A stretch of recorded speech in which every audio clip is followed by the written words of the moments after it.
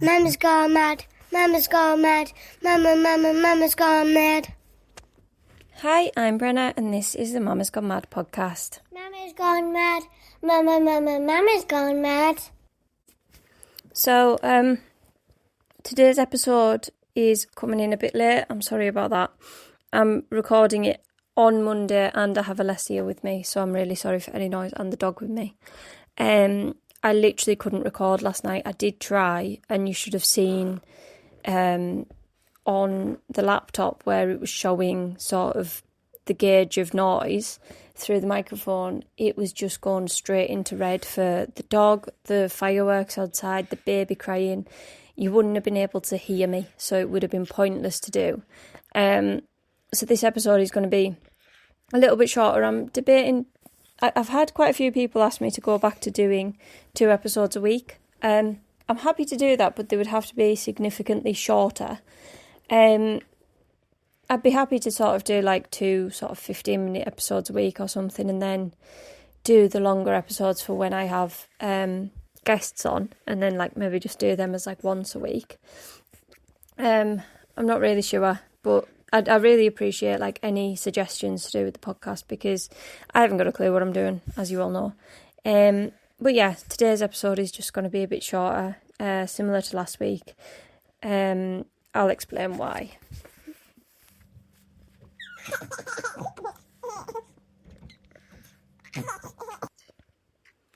So my plan had been to record at the weekend, as I usually do.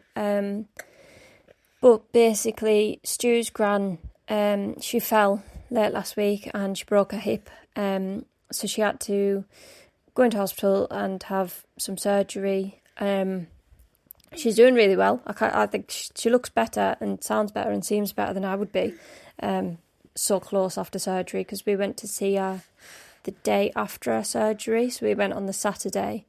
But because she's in Carlisle Hospital, which is like just over an hour away from us, by the time you drive through and then do like an hour of visiting and then drive back, it does kind of feel like your day's gone. The day felt very focused around just doing that. And then obviously Sunday was bonfire night. Sorry, Alessia is making me laugh. She's just looking up at me. Hello. Sunday was bonfire night, so for that we just had like my friend and her kids round. Well, I say my friend, she's Stu's friend as well, our friend, and the kids round to watch some fireworks, and we had the fire pit on and we had some hot dogs, and it was just nice. It was just like we sat out and just enjoyed it. But we didn't do too much. I couldn't be on with going to like a firework display with all the kids or anything like that. So we had a fairly chilled weekend, but it felt like it flew in because of everything. So that's why I'm recording today, and that's why it's going to be a shorter episode. I've got a couple of ideas for some episodes which I'm going to talk about at the end of the podcast. But today, I think I'm going to talk about some of the things that I've been struggling with recently. If that's okay with everyone. I mean, it's going to have to be, because no one can tell me no, can they?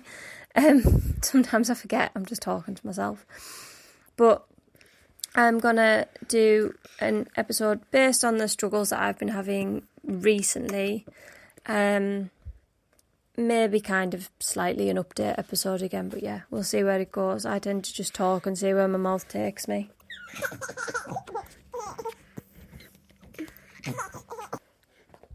So, something I've been really struggling with recently, it's definitely linked to my patience or my lack of patience, is like trying to sort of break cycles of how to raise children. Because I think there's an element of like, me and Stuart both agree that children do need discipline. That's our personal views. So our children do get disciplined. I know that these days it's sort of out of fashion to do that, but we believe in discipline, and we don't think that children who get no discipline are gonna do overly well in life. That's our opinion. I don't want to start a big fuss. If you don't discipline your kids, that's up to you. They're your kids, right? I'm very much like this, but in our opinion, they need disciplined. So a lot of people call us quite strict. I mean, my friend who was round last night, she said to me, you're such a mumsy mum. I went, what do you mean? And she's like, you're just dead maternal and like you've got all your shit together and you're really organised. I was like, are you off your head? I was like, I haven't got any of this together. I have nothing together and I am not organised and I am not maternal. I don't feel maternal in the slightest. Oh, sorry, I'm just lifting up the baby. I feel like I haven't got a clue what I'm doing. Sometimes I feel like I'm really lacking in maternal instincts. So then I asked Stu and he said, yeah, like you nearly killed yourself for 10 months of just trying to like that. I say that really blasé. I'm literally quoting him. He said it like that. He said like you literally killed yourself for 10 months trying to keep Alessia happy because she was so demanding of me. He was like, how can you say you're not maternal? But I don't feel maternal in the slightest. As much as I feel like I was always meant to have kids, like that's my thing in life in a weird way. I just don't feel like I know what I'm doing. But maybe we all feel like that. But yeah, trying to sort of break cycles in like, I feel like we're one of the first generations who are really trying to raise kids differently. I may be wrong about that. I maybe should look into it a bit more. But sort of that boys don't have to be these big brave boys and they can cry and they can have feelings. That's really important to me. That girls should be quiet and be polite and all that. No, they should like. Why should they be quiet and boys should be brash? It makes no sense. Do you know what I mean? So I'm trying to break all of these cycles while trying to keep discipline and keep them sort of as polite and stuff as possible because I do want my children to grow up polite. I think that you get a lot further in life the better you treat people. Maybe not in terms of finances, but I don't really think that's what matters. I think that as long as you're surrounded by people who love you, then, you know, that's what I see as getting far in life. You know, obviously I hope that that they live comfortably and stuff and we'll always support them. But I feel like I'm really, really jumping the gun here, like talking as if they're 30. But I'm trying to balance it, like what behaviours do you let go and what behaviours do you not let go, and also like I'm personally struggling at the minute with Lily. Sort of tells a lot of lies and they're just little tiny lies over nothing, like the silliest stuff, and I really struggle with it because I can't stand when people lie to me. I'm not a liar, I'm the worst liar on earth and I don't like it when people lie to me. So I know that she's only 8 and probably every 8-year-old lies. Like it probably is just a phase, but I really can't stand it. And I'm struggling massively to deal with that personally. And I think when you're struggling on yourself, it can be hard to stay patient and stay calm and be the parent you want to be. So I'm struggling with that one. Also not being listened to when they don't listen to me. I have my own reasons for this and I've genuinely had like therapy over this one. But when I'm not listened to by Stuart or the kids, I feel really personally affected by it. Like it really upsets me. I kind of need my voice to be heard and I try to make sure everyone's voice is heard in this family. But sometimes I feel like because I'm trying so hard to make sure everyone's voice is heard, then mine isn't, if that makes sense. And that can be so draining. I don't know about anyone else, but for me, not being listened to really winds me up. It pushes me, and the lying is pushing me. So there are a couple of things that I'm struggling with right now. Another one is raising them in a society that sort of expects, and I've touched on this probably in every episode, but raising them in a society that expects mothers specifically to kind of have all their shit together, be super maternal and know exactly what they're doing and never ever struggle and always be on time and always be presentable. And like, I'm struggling with that for myself and for my kids because I'm very open with my kids, more so than I've known anyone be who I personally know. And so I mean, it's got to the point, like, Lily has said to me she doesn't want kids anymore. She was always adamant she wanted babies, and now she's like, no, I want to be a teacher. I don't want my own. I saw what Alessia did to you. Like, I saw that you weren't getting sleep. I saw that you were tired and stressed and it was all too much. And I fully respect that. Like I said to her, you and James weren't like that, though. Like, you need to be aware of that not every baby is like Alessia. But also, if you don't want kids, you don't want kids. You're right. You don't even have to decide that yet. But I think that we're still kind of in this society of believing that mothers should grin and bear it and get on with it all and do it all with a smile. And then if you need to have a cry in private, have a cry in private, but don't let on to it, you know. And I appreciate kids shouldn't suffer for us. And it's horrible that they saw me go into a really dark place and a really difficult place when Leslie was younger. But I was always really honest with them. Like, I would say, look, Mummy's having another bad day because Mummy's had half an hour of broken sleep last night, or, you know, Leslie has cried all day at me, or, you know, Mummy hasn't managed to do any housework, which makes me feel worse because for me, housework's, like, living in a mess is like a trigger for my mental health. And I've always been really honest with them. And if it wasn't for the fact that they go to school and would potentially say things to other kids that would upset them, I'd be a lot more honest with them about a lot of things. Like, I'd be really open and honest with them about, like, sex and relationships and risky behaviours. And, I mean, we're quite open and honest already with them about drug use and things like that. They learned a bit about good drugs and bad drugs in school, so they learned about, like, Calpol, and then about how Calpol can be good if you need it and you take it because you need it, but just because it tastes nice doesn't mean you should keep having it. That's basically how they taught them, as far as I'm aware. So we've been really open and honest with them since they learned about that, about drug use. And we're open and honest with them about alcohol and the effects it can have on people. I mean, Stuart has decided, for his own reasons, that he's going sober. That's absolutely fine. I'm obviously fully supportive of that. I think, like, fair play to him. He said he thinks he's going to struggle with it in terms of socialising, like work dues and parties and stuff.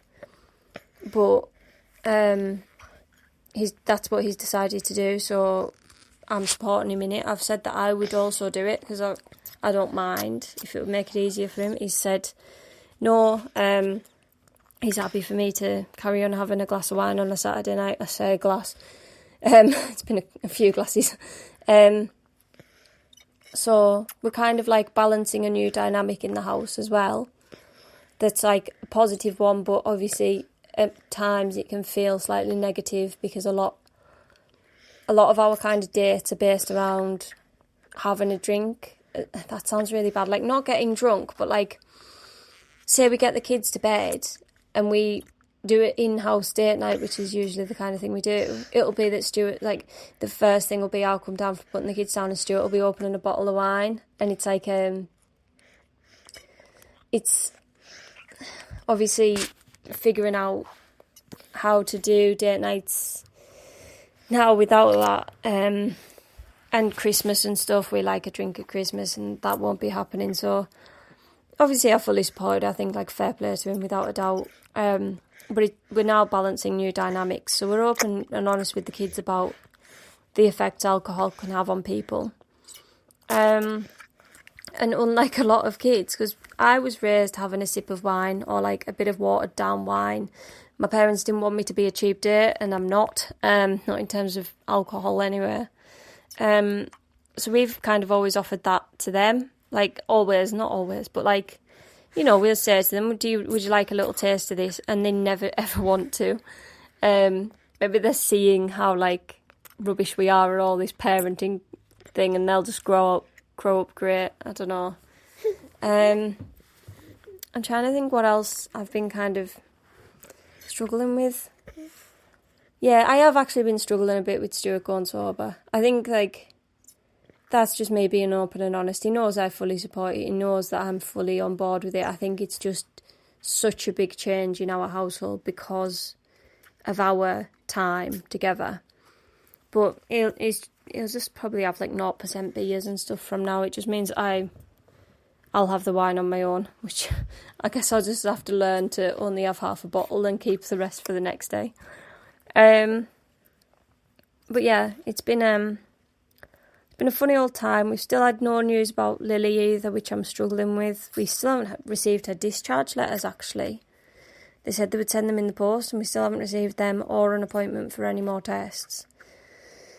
I'm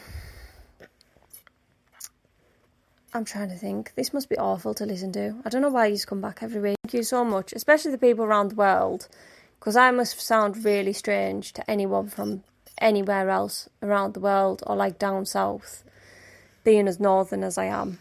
Hello. Leslie is just on my knee, keeps looking up at me. Yes. Yeah, I think that's all my kind of struggles at the minute, but I'd love to hear about any that you guys are having. I'd love to know if I'm on my own in this one. Like, am I just being totally rubbish and need to get on with it and accept that kids lie and kids don't listen to parents and stuff? Or is it like valid? Like, are these valid struggles to have? Because I never know, because I know that I can be quite over dramatic about stuff. I know that things can wind me up more than they necessarily wind other people up, and I sometimes need like a bit of a reality check, but it's figuring out what's normal and what isn't it? It's all hard work, I think, and trying to sort out your own mind and keep yourself calm when you've got to be the calm for 3 little human beings is really hard, actually, in general. Yeah, I actually have a bit of a marital moan as well. A bit of it's really winding me up. It shouldn't, but it is really, really winding me up. Of an evening when me and Stuart finally get to sit down, because we only get about an hour an evening at the minute, and we watch something. So obviously we'll only watch something that we both want to watch together. He'll watch whatever he wants to watch that I'm not bothered about when I go to bed, and I'll watch whatever I want to watch as and when I get the chance. So when we're sat down in the evening together, it's something we both want to watch, and he keeps falling asleep, and I appreciate he's probably he's tired, but it's really winding me up because he'll deny being asleep. So I can hear him snoring, or he's like leaning on me, and he's fully asleep, and I'll say, Stu, wake up, and he'll go, oh, I'm not asleep. And it's really winding me up. Like, just tell me you're asleep and we can go to bed. I don't mind that, or I'll put something else on. But don't say you're not asleep and then we have to re-watch this show. Or I have to catch you up on a full episode of it because it's doing my head in. Is there anything that any of your partners are doing at the minute that's really peeving you off? I'd love to know, because they're the people who can push you the most, aren't they? When you your partner is the safety net that can really, really, really, really, really push you over the edge. Yeah, I think that's kind of... Oh, it's a bit of a rubbish episode, isn't it? I'm so sorry, but that's kind of where I'm at this week. I haven't had 2 minutes to properly sit down and think about anything. I just haven't managed anything this weekend because of everything that's happened. However, I do have a couple of episode ideas, so I'm going to go on to that now.